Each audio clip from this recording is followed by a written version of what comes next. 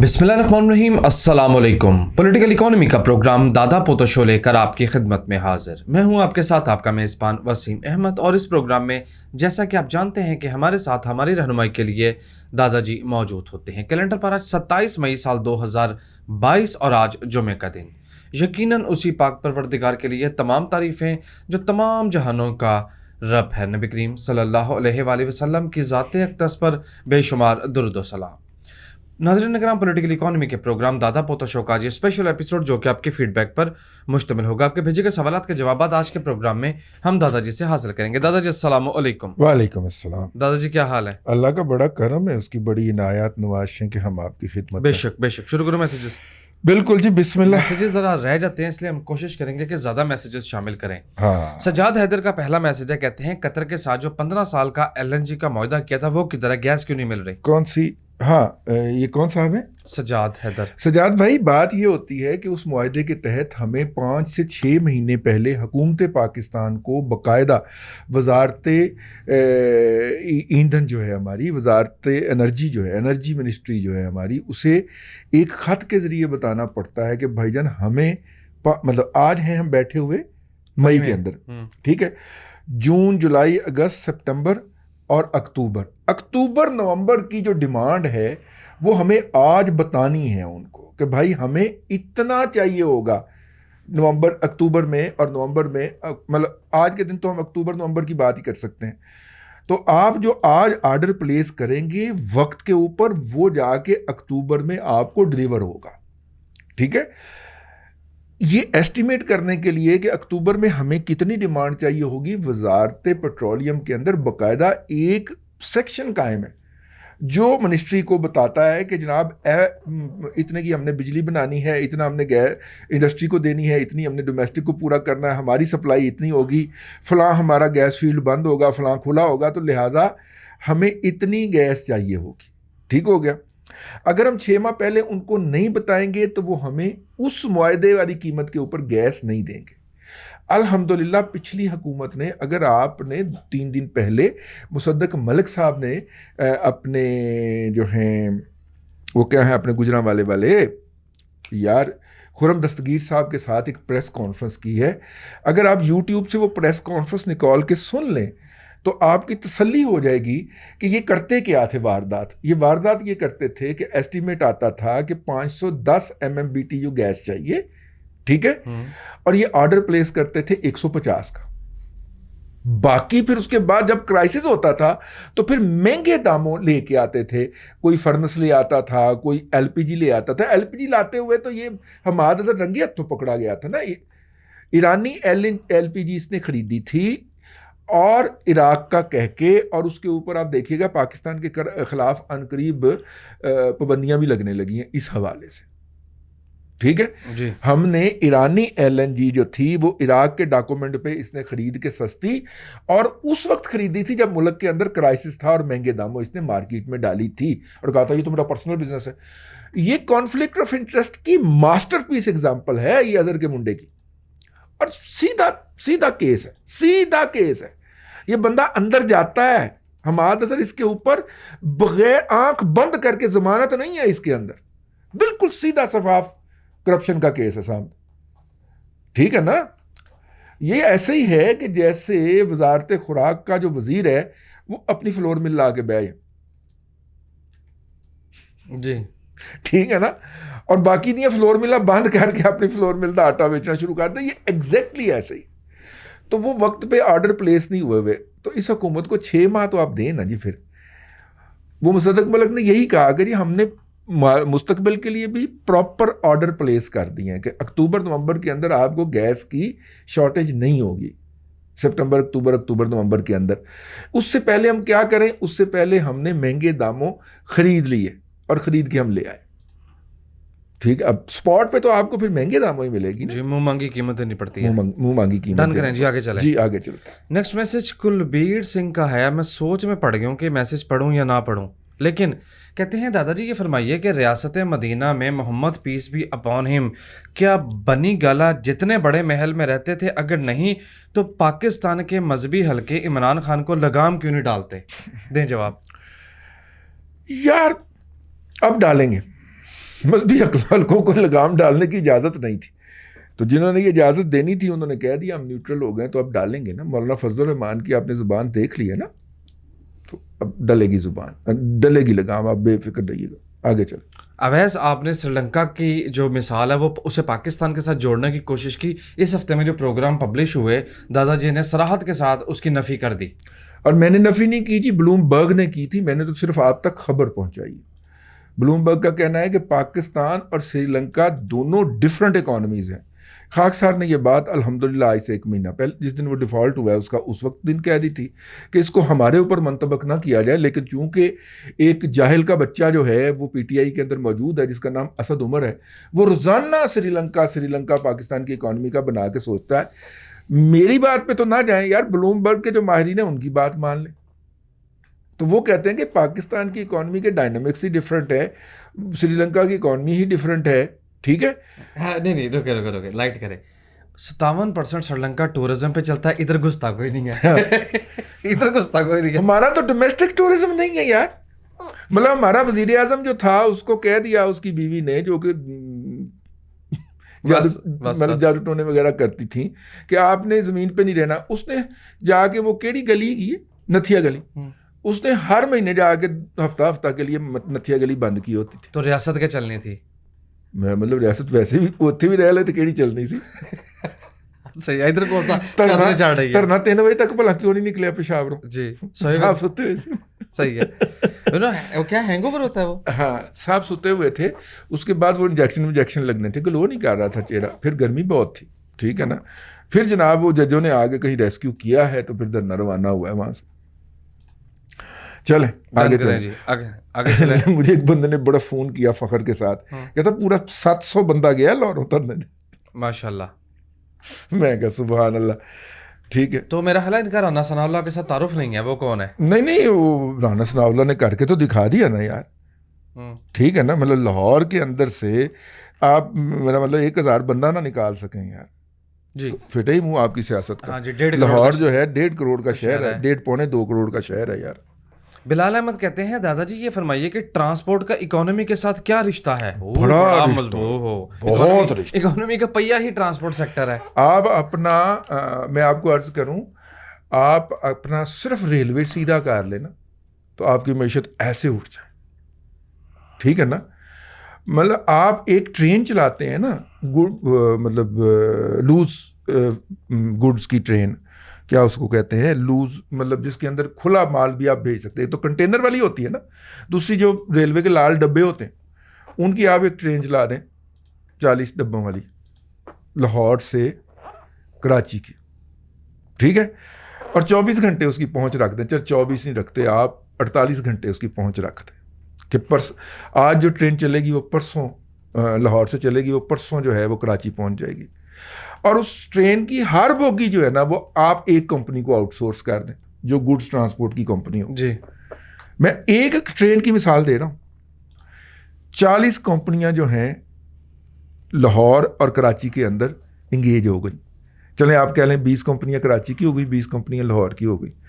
ایک بندے پہ مشتمل تو ہوگی وہ کمپنی نہیں, زیادہ پہ ہوگی. چلیں آپ نے 150 بندوں کو کر لیں, آپ نے روزگار براہ راست فراہم کر دیا. پھر ان لوگوں نے آگے مارکیٹنگ کرنی ہے کہ یار ہمارا سامان آپ نے بھیجنا ہے, اس کے ذریعے بھیجیں, وہ ساری مارکیٹنگ وغیرہ ہو گئی. 40 ٹرک آپ نے, 40 کنٹینر آپ نے, 40 ٹریلر آپ نے سڑک سے اٹھا لیے, وہ سڑک پہ آئیں گے ہی نہیں, ضرورت نہیں پڑے گی ان کو, آپ کی سڑکیں کم ٹوٹیں گی. ٹھیک ہو گیا.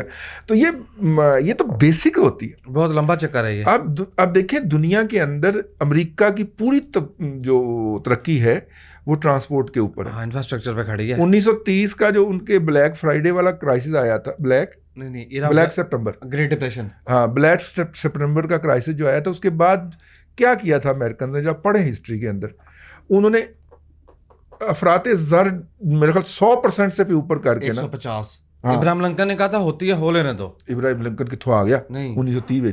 نہیں دوسرا تھا وہ, کیا نام ہے اس کا, وہ ایک بڑا مشہور, اس نام کے 2 صدر آئے ہیں امریکہ کی. اس نے کہا ہو لینے دو, بنا دو. افراط زر ہوتی ہے ہونے دیں, انہوں نے کیا بنایا, موٹر ویز بنائی.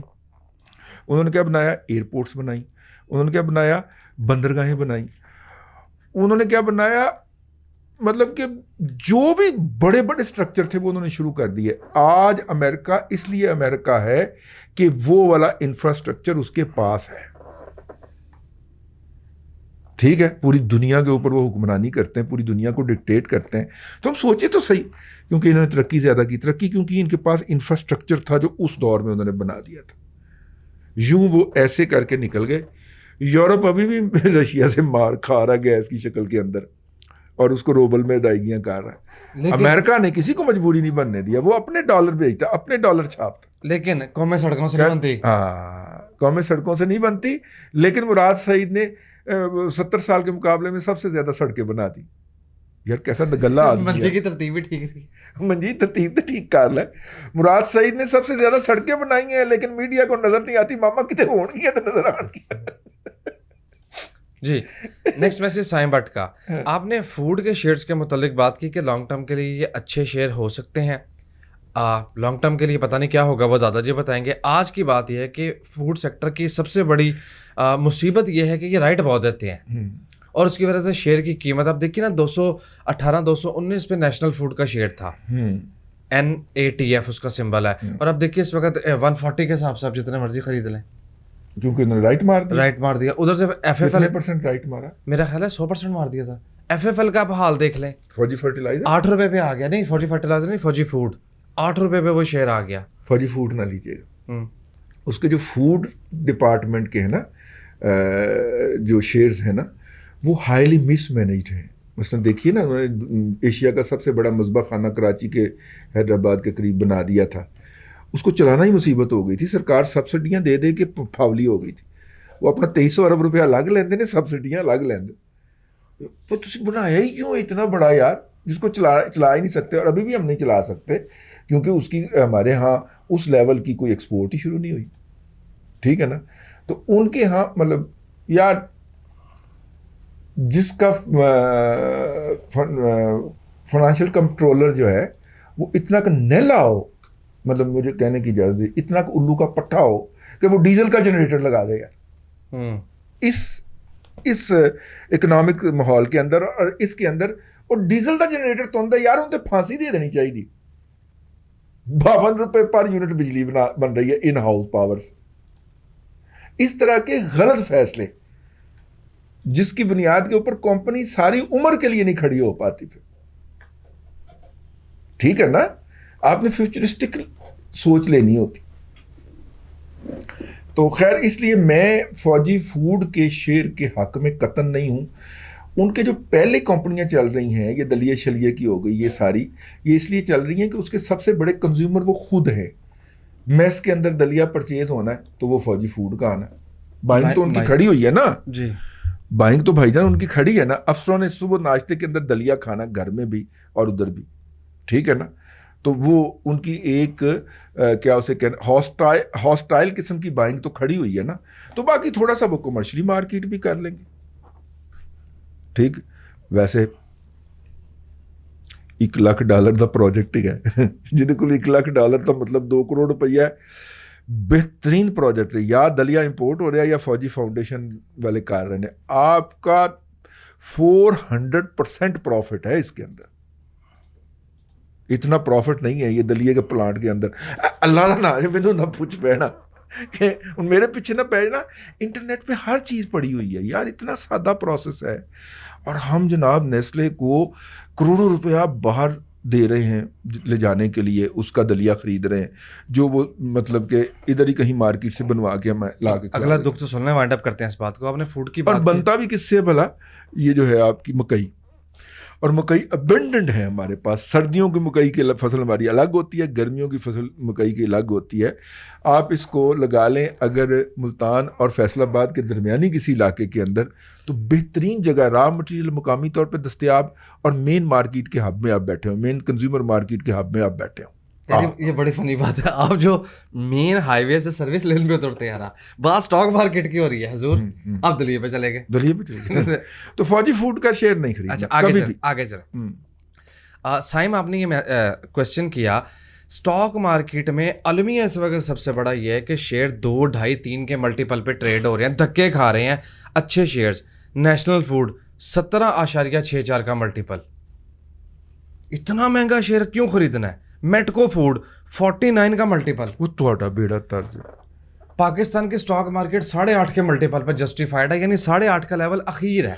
और इस वक्त ऑयल एंड गैस के शेयर जो हैं वो 2 के मल्टीपल पे 2.5 के मल्टीपल पे ट्रेड हो रहे हैं।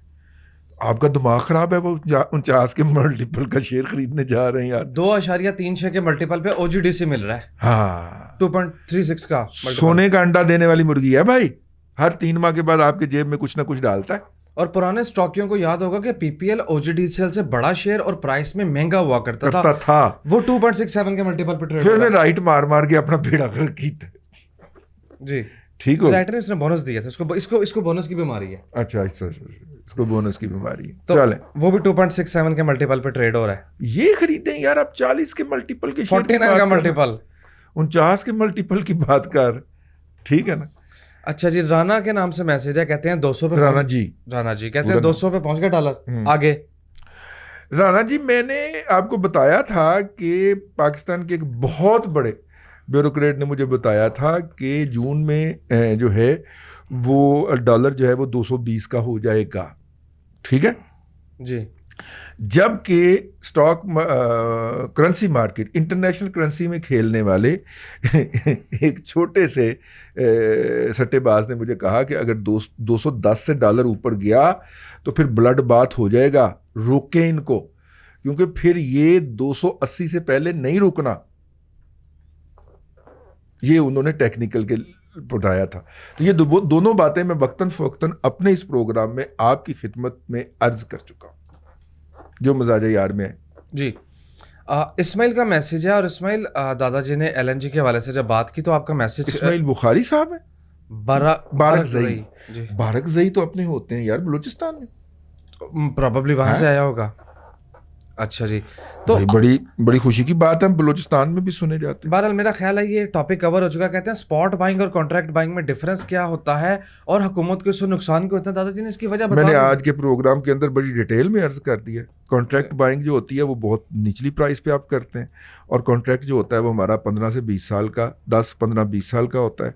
स्पॉट बाइंग जो होती है कि ज़रूरत पै गई है, वो भाग के जाएँ यार बर्फ़ लेके आई, ठीक है, आगे फटे पे पता चले बर्फ़ ही नहीं है तो मर्जी का रेट है तो वो कहता है नहीं ये बिकी हुई है, आप फिर डबल रेट दें कि चलो यार मेरे से डबल पैसे लेके, वो ये वाली बात होती है जी। सोहेल अहमद का मैसेज है, कहते हैं दादाजी नारा तो बहुत लगता है सूद से पाक कानून का, लेकिन इस सिचुएशन में हमें डॉलर कौन देगा? यार बात सुने, ये जो सूद से पाक, ये जो इस वक्त मुख्तलिफ मजहबी पार्टियों ने इसको इशू बनाया हुआ है कि सूदी मईशत ख़त्म करें। 2000 के अंदर जब अपील हुई थी तो उसके ख़िलाफ़ ही इस्लामिक बैंकिंग का यूनिट कायम हो गया था। मुशत नहीं, 2000 से भी पहले नवाज शरीफ साहब के दौर में उस इस्लामिक बैंकिंग के यूनिट ने बड़ा काम किया है पाकिस्तान के यहाँ उलमा कराम से मिल के, और उसने पूरा एक इंफ्रास्ट्रक्चर, एक रेगुलेटरी फ्रेमवर्क बना दिया है इस्लामिक बैंकिंग को रेगुलेट करने का। अब सिर्फ क्या करना है उसको, जो इंटरबैंक मार्केट है ना वो हमारी सूद पे चल रही है ना, जो ड्राइव करती है आपकी पूरी बैंकिंग इंडस्ट्री, जहाँ पे काइबर चलता है, काइबोर जो है ना, अब अगर उसके मुकाबले के अंदर वो आईबोर बना लेता है, इस्लामिक इंटरबैंक रेट, अगर यही बनना रह गया, जिस दिन वो बन गया आपकी 100% बैंकिंग इंडस्ट्री जो होगी वो उस पे आ जाएगी, सूद फ्री हो जाएगी। और बैंकर इसके लिए, मुझे बड़ी हैरत हुई, वो इसके लिए बड़े तैयार हैं। और फैसल बैंक ने तो पिछले दिनों अपने आप को दोबारा कन्वर्ट कर लिया ना। फैसल बैंक का बड़ी मास्टरपीस एग्जांपल है कि उसके जो मालकान हैं वो सूद के ऊपर बिलीव नहीं करते, सऊदी मालकान जो है। तो बैंक लॉस में जा रहा था, उन्होंने कहा बैंक बंद कर दिया, ठीक है। तो पाकिस्तान में जो उसको बैंक को चला रहे थे वो उसके पास गए, मिन्नत अल्लाह की उनकी कि भाईजान ये क्या करने लगे। उन्होंने कहा हमने सूद का काम करना ही नहीं है। तो फैसल इस्लामिक बैंक होता था उस वक्त, तो उन्होंने कहा कि नहीं, अगर आप इजाज़त दे दें कुछ सालों के लिए हम सूद का काम कर लेते हैं, और ये बैंक जैसे ही सस्टेन करेगा हम वापस इस्लामिक हो जाएंगे, ठीक है। उन्होंने सूद का काम किया, बैंक को सस्टेन करवाया। उन्होंने कहा वरना ये जो 4,500-4,000 बंदा है जो कि रोज़गार पे लगा हुआ है, ये आपको बद्दुआएं देगा। 4,500 फैमिलियाँ हैं डायरेक्ट जिनका रोज़गार वाबस्ता। उन्होंने कहा ठीक है कर लो। اس دوران وہ کمرشل بینک ہو گئے, سودی بینک ہو گئے, اس دوران جو پروفٹ آتا تھا وہ سارا پاکستان میں وہ ڈونیٹ کر دیا کرتے تھے, صدقے میں دے دیا کرتے تھے, ایک پیسہ بھی نہیں ان مالکان نے لیا. یہ پچھلے سال کی بات ہے, وہ دوبارہ اسلامک میں کنورٹ ہو گئے. فیصل بینک نے باقاعدہ سب کو میسیجز بھیجے, لیٹر لکھے کہ ہم اسلامک ہو گئے ہیں بھائی, اگر آپ نے اب بھی ہمارے ساتھ اکاؤنٹ رکھنا ہے تو thank you very much, most welcome, ورنہ تھینک یو ویری مچ. اور اس کے بزنس کے اوپر ایک آنے کا فرق نہیں پڑا, بلکہ زیادہ بڑا ان کا بزنس ٹھیک ہو گیا. تو اس طرح بہت سارے, میاں منشا صاحب بڑا کنورٹ کرنے کے بارے میں انتھوزیسٹ ہیں, یہ اپنے شیخ مختار صاحب بڑے انتھوزیسٹ ہیں, وہ الائٹ بینک والے, الائٹ بینک والے, میں ان کا نام لے رہا ہوں. صرف سود پہ جو اڑی کرے گا وہ حبیب بینک کرے گا. What about U B L? ٹھیک ہے, یو بی ایل بھی کر لے گا, ٹھیک ہو گیا نا.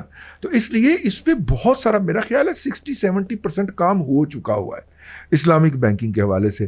ہم نے اسلامک بینکنگ کے انسٹرومنٹ ڈیولپ کر لیے ہوئے ہیں, ہم نے اسلامک بینکنگ کے, اللہ آپ کو بھلا کرے, سود اپنا قرض دینے کے طریقے اسٹیبلش کر لیے ہوئے ہیں. یہ نہیں تھا نا پہلے, یہ پچھلے 20 سال میں یہ کام ہوا ہے. Let's recognize it.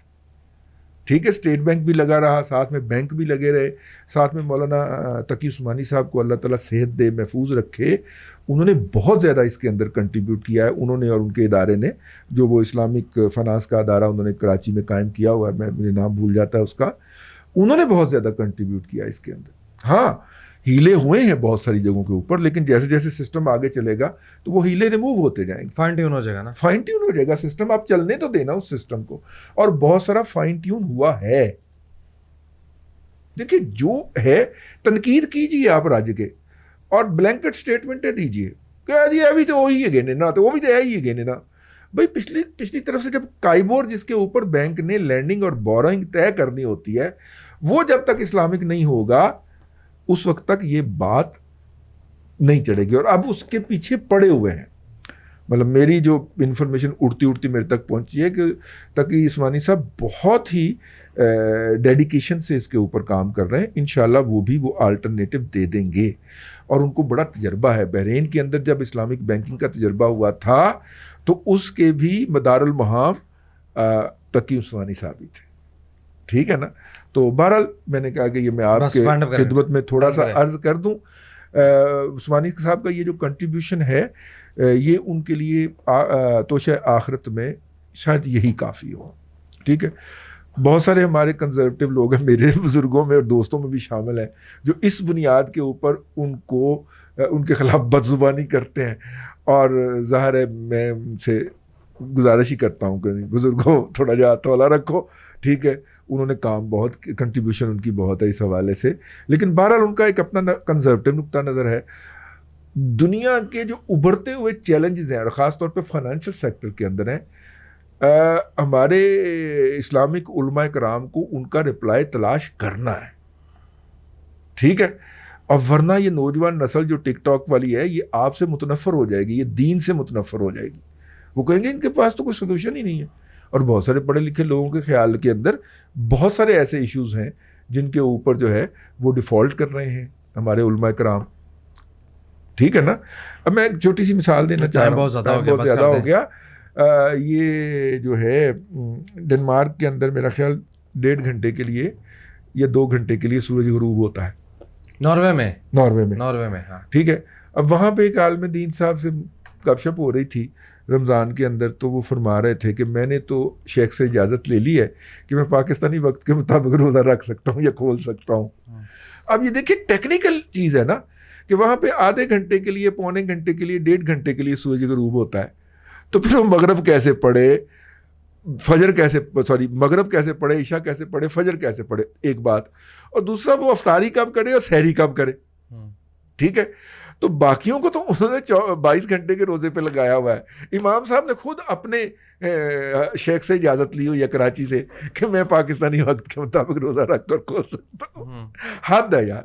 اب اس کا رپلائی دینا ہے آپ نے نا, اس کو مطلب کہ پریکٹیکل سلوشن آپ نے پرووائڈ کرنا ہے, ٹھیک ہے نا. تو یہ بہرحال وہ چیلنجز ہیں جو درپیش ہوتے رہتے ہیں، اور الحمدللہ ہمارے بہت سارے علماء کرام جو ہیں وہ اس کا رپلائی نہیں کر پاتے، اور جس کے نتیجے کے اندر پھر مطلب کہ لوگ اسلام سے متنفر ہو جاتے ہیں۔ اب تک کے لیے اتنا ہی، کل پھر اگلے ہفتے آپ سے پھر ملاقات ہوگی۔ اللہ تبارک و تعالیٰ آپ کو آسانیاں عطا کرے اور آسانیاں خلق خدا میں تقسیم کرنے کی توفیق عطا کرے۔ آمین دادا جی، بہت شکریہ۔ ناظرین کرام، پولیٹیکل اکانومی کا پروگرام دادا پوتا شو آپ دیکھ رہے تھے۔ آج کے اسپیشل ایپیسوڈ میں امید کرتا ہوں کہ آپ کو پسند آئی ہوگی۔ وسیم احمد کو دادا جی کے ساتھ اجازت دیجیے، آپ سے ملاقات ہوگی کل تک کے لیے اللہ حافظ۔